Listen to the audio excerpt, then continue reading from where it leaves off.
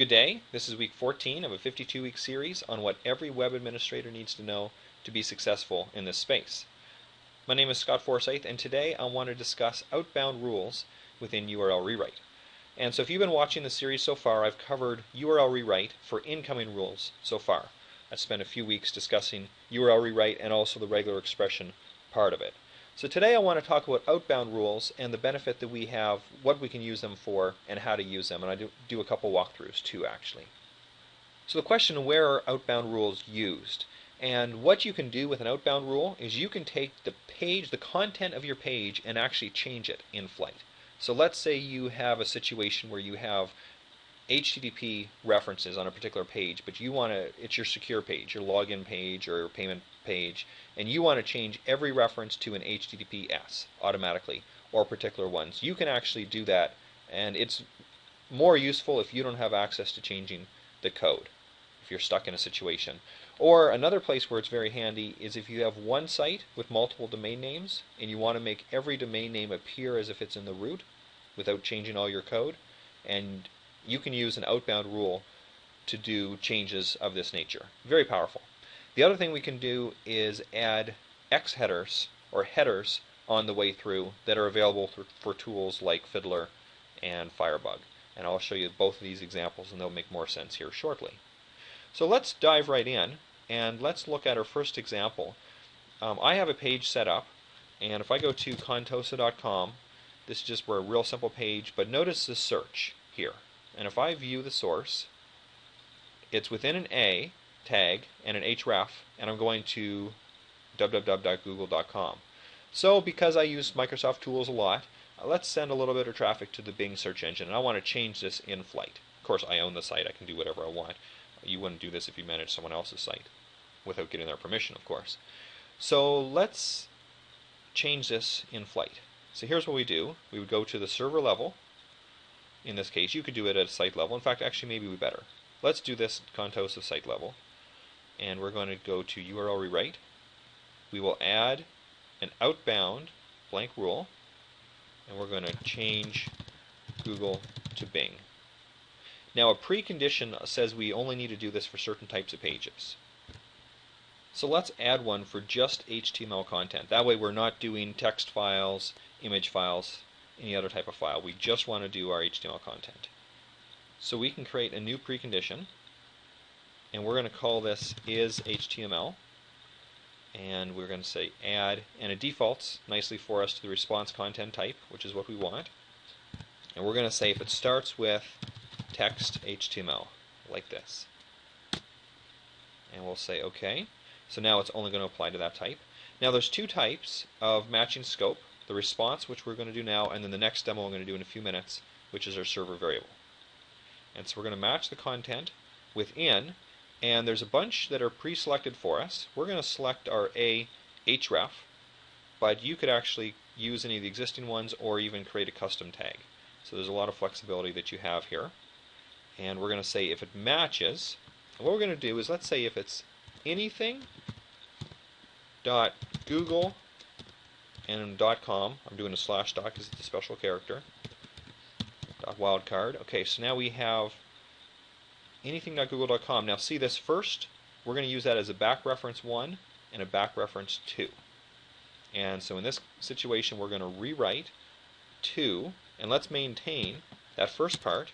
So it's actually going to be back reference 1, but we're going to change it to bing.com to back reference 2.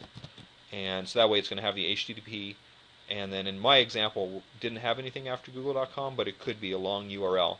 It will retain that and only swap out this particular part.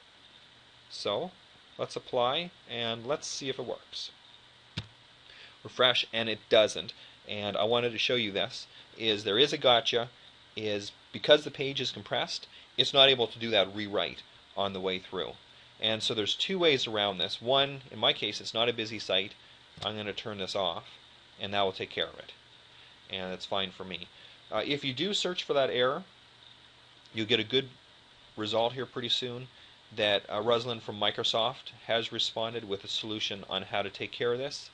Static compression is not possible, unfortunately, with outbound rewriting.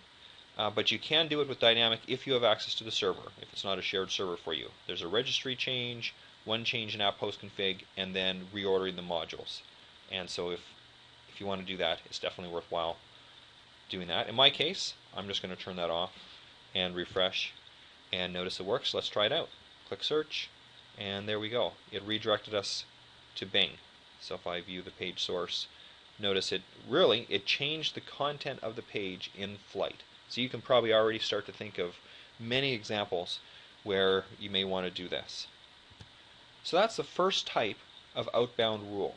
Now I want to show an example of how we can use the other type of outbound rule to change the server variables.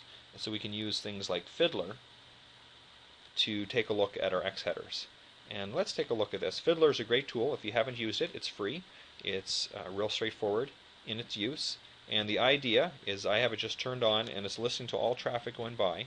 If I refresh this page, notice that the page request to contosa.com, to the URL / is actually recorded. We have lots of information here. If we click on the Inspectors tab and we go to our raw information, we can see a bunch of things. One, the incoming request, and then the outgoing request. Here's the actual response that's here. And you can see also that the browser makes a request looking for the fav icon or fave icon to see if it's available there, so it can bookmark that for you. And in this case, there's also some header information that's very useful. You see us at 200 status code. We see the cache control, content length. This information is provided back from the web server. In addition to that, IIS actually provides information on which web server it is, and adds in ASP.NET, adds in a couple of headers that are added by default. Those can be removed if you want, but this is here, and also the date. So in our case, let's add an additional X header with some additional information here. And let's go and create a new rule.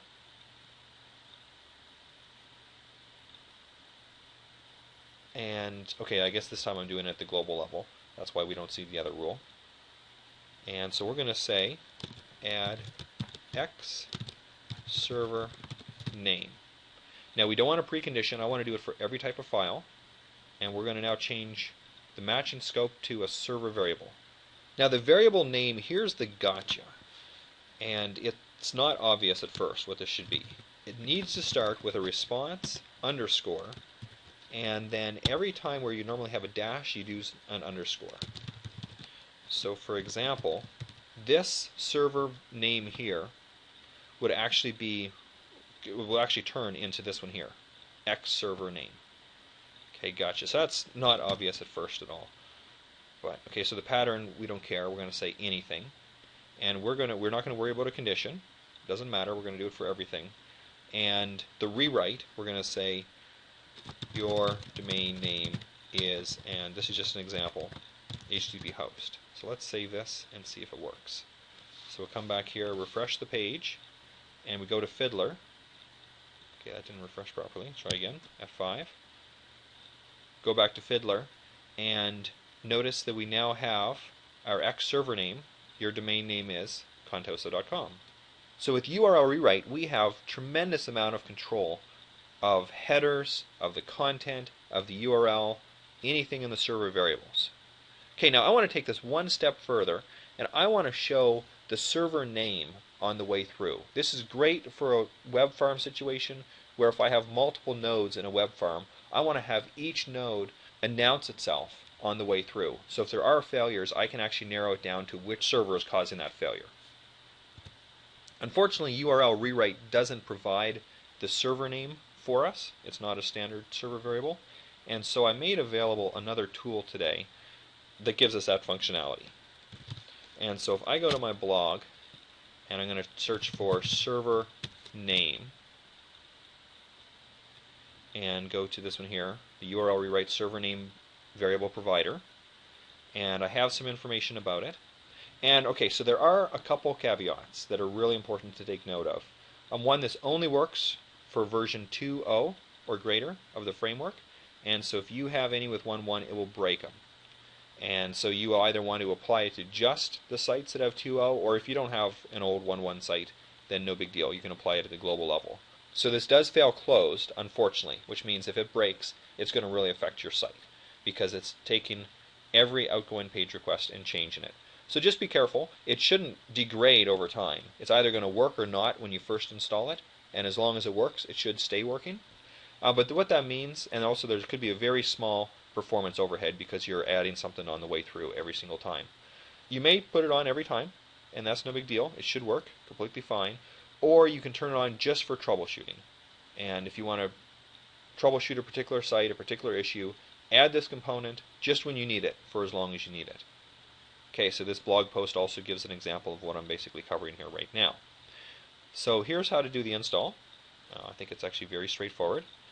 So we're going to go, we download this, and you can extract. In this case, I can just run this directly. And I'll just run the install.bat. And basically all that did is added to the GAC, installed it in a local folder on disk, and then it registered the provider in IIS, but it didn't create any rules. So this is safe. It doesn't hurt anything. It didn't do anything destructive on the server at all. So now at the global level, if I go back in to our URL rewrite rule, and I go to the view providers, notice that we now have a server name variable that was registered. And so basically the installer added this. So now, with this added to the machine, we can use it. And in here where we normally put something like HTTP host, we can actually say server name variable, and then a colon is necessary because of the reference to the provider. And so now we have our server name here. So we apply and go to contosa.com again. And now, if we go to Fiddler, notice that the server name is actually provided. So we're able to extend URL rewrite to provide the server name. Great for a web farm situation. So quickly to recap, today we looked at outbound rules in URL rewrite, and we looked at two different styles of rule. One is the response that allows you to change the content of the page in flight, and the other is a server variable that allows us to add an X header or a type of HTTP header to the request on the way through. Hope you found this useful. Thanks again for listening, and hope to see you again next week.